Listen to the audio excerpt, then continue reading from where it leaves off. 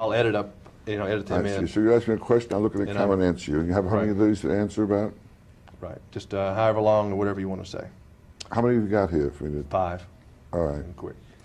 All right. This lady from Nashville asks, Rodney, who is your favorite comedian? I hate all comedians. They're competitors. Very good. It says, Rodney, this is a lady who's not real good looking, okay? Just to keep that in mind. It says, how about it, Rodney? Are you free this Saturday night? How about Friday night? Another lady who's better looking. Rodney, why do you wear a red tie? So I can lasso chicks like you. Rodney, who designed your clothes? Maurice of Memphis. It says, Mr. Dangerfield, do you write your own comedy material? I steal everything from everybody. All right, that's good.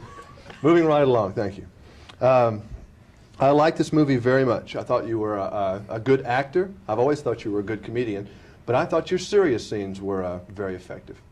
Thank you very much. And I very much like the scene that cost $25,000 that you did with the sheep out in the field. Well, they watched that outside, is that it? You like that heat scene like there, that. yes. And Shakespeare on the House is one of my favorite lines I've been going with. How good a comedian was Jack Roy? Well, that was my second name in life. Huh? Jack Roy, I was a comic at 19. I became Jack Roy, and I was a comedian until I was 28, and I quit. How good was he? Well, it's hard for someone like myself. At the time, I was a kid and doing what kids do. I lacked maturity. I lacked an image. But I was always writing material, and I wrote an awful lot of things, and I was doing what I wrote then, And I made a living, put it that way, I made a living. But it drove you to selling paint.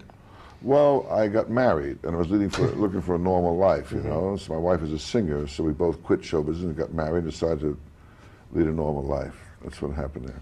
But it was very tough, I guess, not making the decision, but going through with the decision to come back. Well, the marriage didn't work out, and I sort of looked to do something that would be of interest to me, and one of my other loves is something, so I went back in show business. Were your parents funny? Were my parents funny? I would say my father has had a Was he a lot like very you? good sense of humor. Perhaps, I don't know. My mother and father were separated most of their lives. My mother brought me up, but I got to know him later on in life. He's a right guy, he's all right. But he had a good sense of humor? Yeah, he had a great sense of humor, my father, and my mother did too, to a degree. Yeah, my father had a... I know that growing up was, you said that it was kind of a depression time and there wasn't a lot of money. But were you basically happy? Did you have a good time? No. Well, that's so bad. You were an athlete and kind of, weren't you?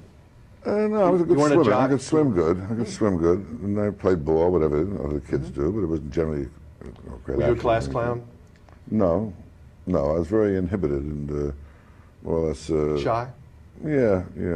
I was not... When I was 17, I started to go out and do amateur nights, do imitations of people and stuff like this, Do you find it interesting now that you're a little older than then, that you're more of a sex object to the girls now than you were when you were 17? I don't know why you say that. I'm not a sex object. The girls love you. The women love you. I mean, we went out on the street and found I guess you're not meeting them or something, but they really think that Are there Rodney's bars you great. go to for this, or what is that? How do you find these women?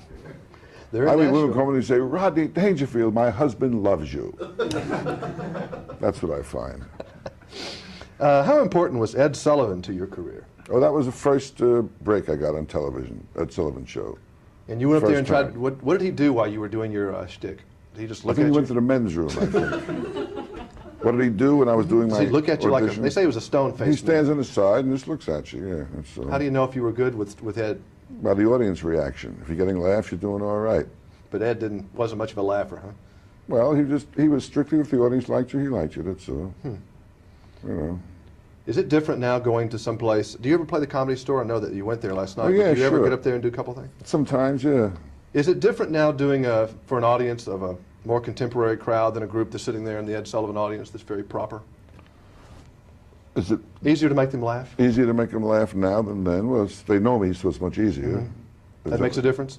If someone knows you, Oh, I think so, yeah. If an unknown walks on, you've got to prove it. But if they know you, it's much easier. You accept it right away.